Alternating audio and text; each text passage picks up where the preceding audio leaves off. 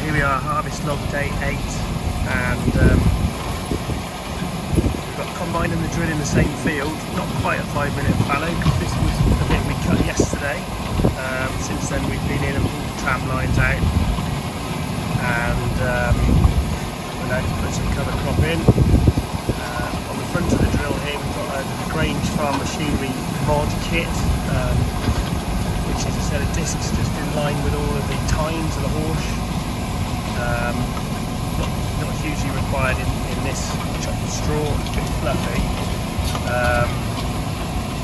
but hopefully the plan is when we get to some bigger cover crops, ideally kind of planting winter beans into big cover crops, those discs will be able to slice through and enable us to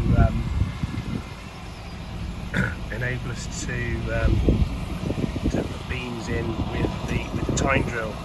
So here, cover crop,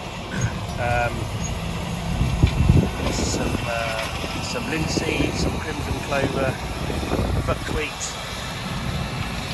stubble turnips, pot of radish, berseem, and a bit of mustard.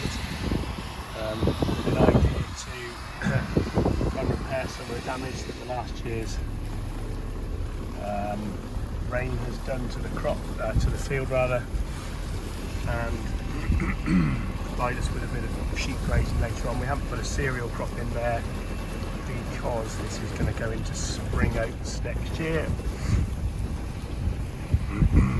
and yeah, we don't want to be following an overcrop with a spring oat in the cover crop, or a rye, or anything really, so give us a bit of a break. Obviously then we'll put some winter barley volunteers in there. Hopefully we'll be able to get those grazed out later on.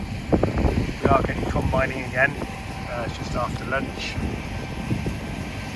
Horse was testing at about 17.4, but near 18 by the time the combine's being a bit less selective than me. And